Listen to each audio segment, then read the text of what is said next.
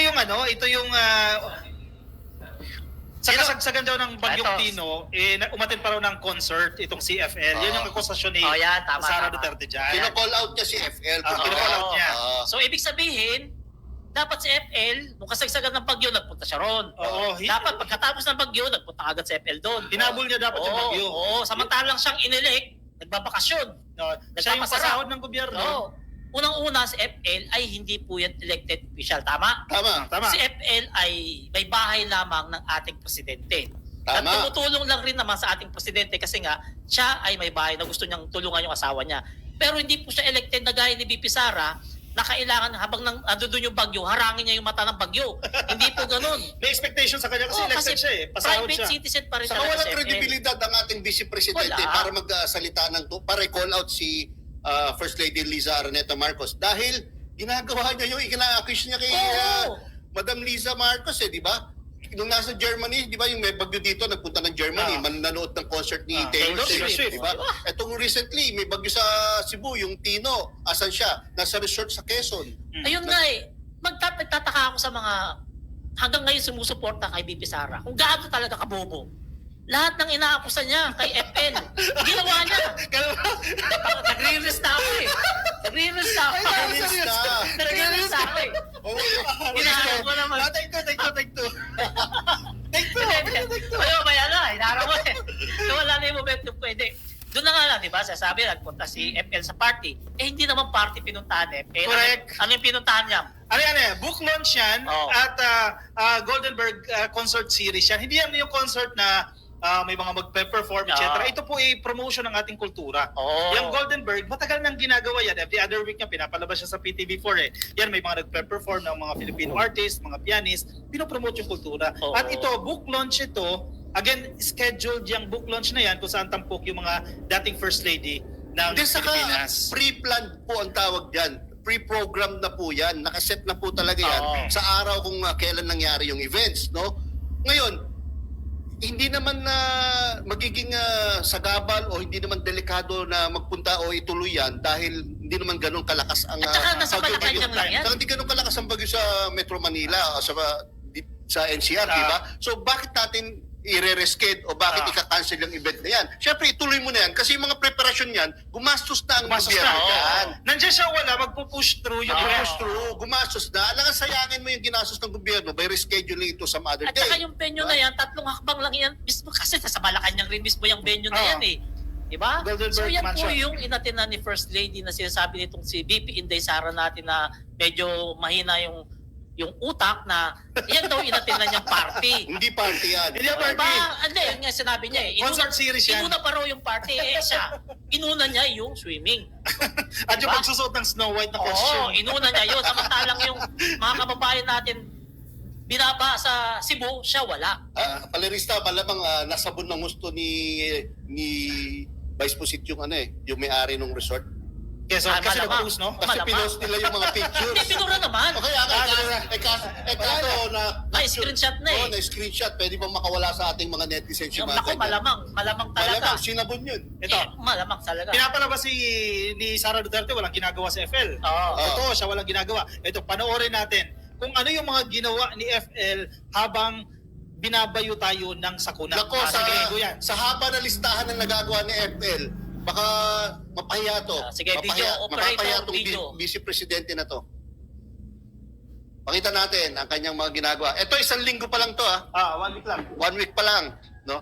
Hindi pa natin sinasama yung simula ng pag-assume ng position ng ating Pangulo. Ayan, panoorin nyo. 1 linggo lang po to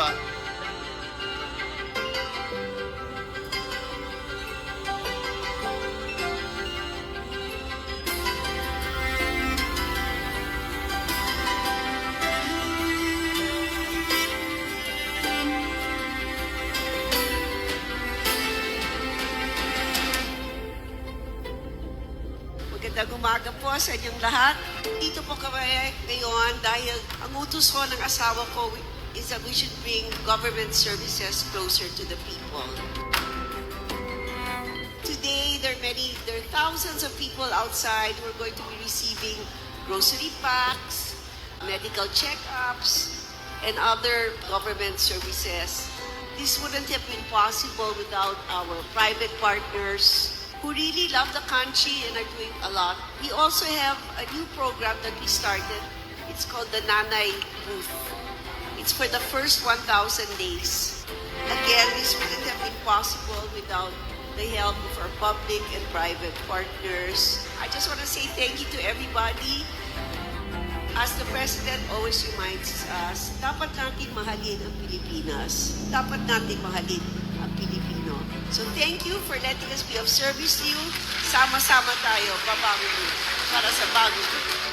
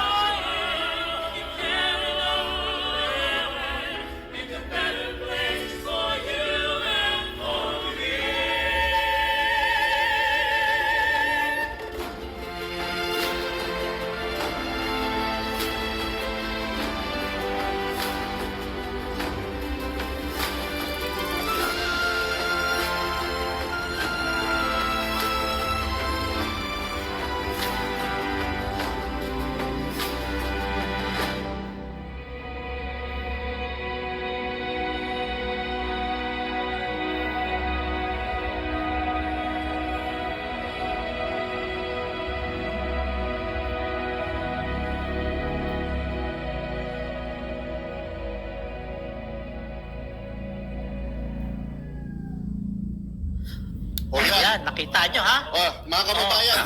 Teka muna yan. May video kay FL. Isunod natin yung video ni BP Sara. I-play nyo rin. Sige, play nyo. I-play nyo. Yung pinahanap. Kanina ko pang umaga pinahanap. Wala kayo nakita. Wala makikita. Wala. Dapat sinabi nyo.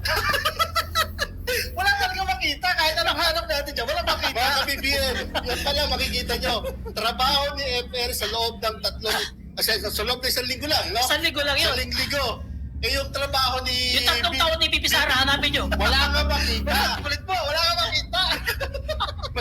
Mas marami pa yung 1 linggo ni FL na trabaho kaysa sa 3 taong trabaho ni BP Sara. Pero yung naka-Snow White siya. Ha? At saka yung... Trabaho ba? Kami ay apoy na hindi mamatay.